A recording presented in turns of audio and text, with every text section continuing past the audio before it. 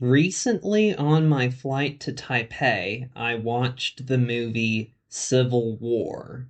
In this video, I'm going to talk about and maybe try to make sense of this film while it's still fresh in my memory. To summarize the plot, the movie follows a group of journalists as they travel from Iowa to DC in order to interview the president before he gets killed by rebels. Spoiler alert, the president dies at the end of the movie. Along the way, they run into different armed groups, experience the horrors of war, which most of them are already used to except for a young amateur photographer who tags along with the rest of them. It wasn't a complete waste of time to watch. To director Alex Garland's credit, it's not your typical 2020s Hollywood slop. I'd say it's a decent but not great movie. Garland intended this to be a serious film, and it deals with serious subjects, but I personally have a hard time taking it seriously. The Western Forces flag just looks goofy to me. This guy wearing red sunglasses in what's supposed to be a tense scene is spot-on costume design because it's emblematic of the whole film. We'll get back to him and his sunglasses later. The movie has a bit of lore. There are the loyalist states who support the president. There are the Western Forces, which is an alliance of Texas and California. They have a really goofy looking flag that's the American flag with only two stars.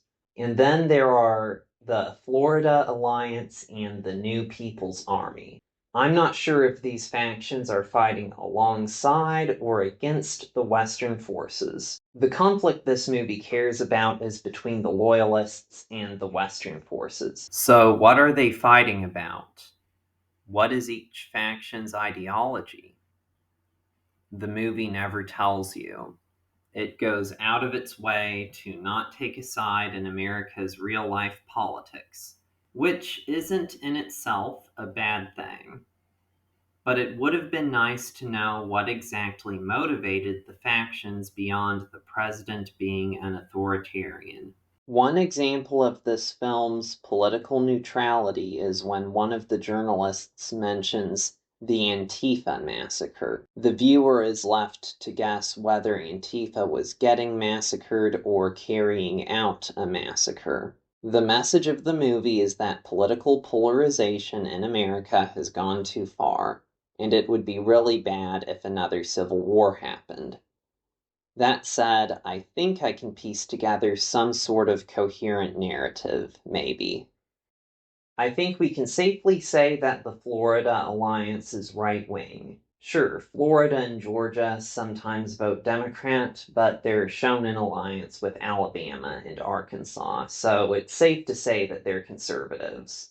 The New People's Army sounds like a leftist alliance, but the majority of states it controls are reliably Republican states. One of the journalists mentions Heartland Maoists in a passing comment. When I heard that line, I immediately thought of MAGA communists.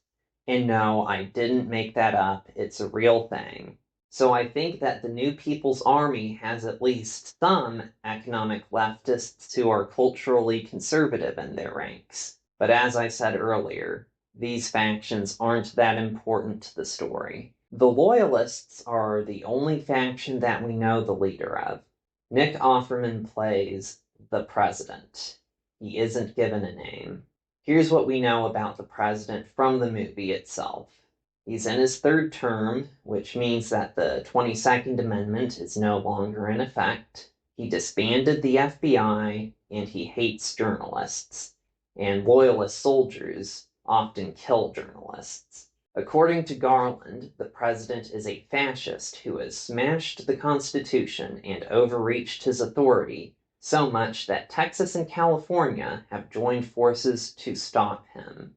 The president wouldn't have been open about his authoritarian aims when he was first running for president. It's safe to assume that the president has become very unpopular, and there's no point in the movie where it seems like the Loyalists are going to win. The journalists are in a race against time to get to Washington, D.C. before the Western forces take it. The Loyalist Army probably has a very high desertion rate, as the average soldier sees no reason to die for this man.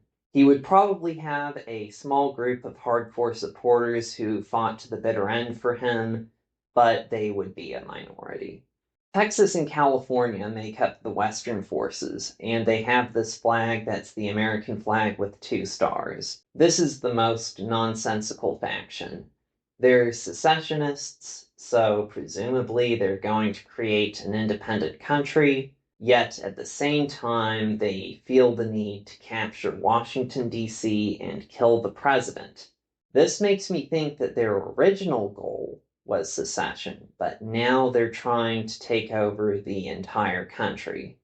It's safe to say that after the president dies, Texas and California's alliance breaks down, and they fight against each other as well as the Florida Alliance and the New People's Army. Some of the armed groups in this film do not have clear loyalties, like the people who are guarding the gas station or the guy with the sunglasses. This is actually similar to the Chinese Civil War and the Warlord era, where a lot of soldiers would turn to banditry.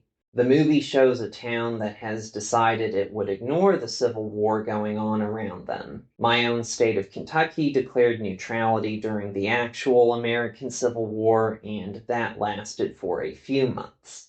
The conflict itself is not very realistic. Garland probably made it federal government versus secessionist rebels because that's what happened in the actual American Civil War.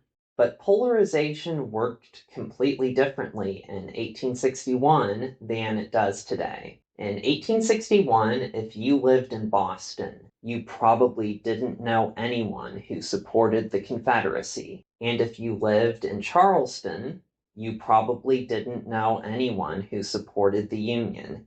You almost certainly didn't know anyone who voted for Lincoln. With a few exceptions, most states were either monolithically pro-Union or pro-Confederacy. But our current political polarization splits states. Every red state has a sizable chunk of its population that supports Democrats, and every blue state has a sizable chunk of its population that supports Republicans. Our current polarization doesn't have neat geographical lines like it did 160 years ago. Fortunately, a second civil war isn't likely to happen anytime soon. The conditions are completely different in 2024 than they were in 1860. I'm sorry, What If Alt Hist, but you're wrong. Before I go, I want to talk about the most memorable part of the whole film. The guy who asks, "What kind of American are you?" My personal headcanon is that this unnamed militiaman was an ex-loyalist soldier who went rogue when it became obvious that the loyalists were going to lose. He reacts positively to the journalists who say they're from Missouri and Colorado. The loyalists are led by a fascist president, and this militiaman is an extreme nationalist. He executes a man because he says he's from Hong Kong. Not only is he unnamed, the actor isn't even credited. The original actor to play the militiaman backed out, but Kirsten Dunst, who played one of the journalists, suggested that her husband, Jesse Plemons, fill the role instead. Alex Garland simply said that he wanted the character to be in a military uniform. Plemons added the red sunglasses to his outfit, which I think was a good choice. Have you seen the Civil War movie? If so, what did you think about it? Which faction would you support?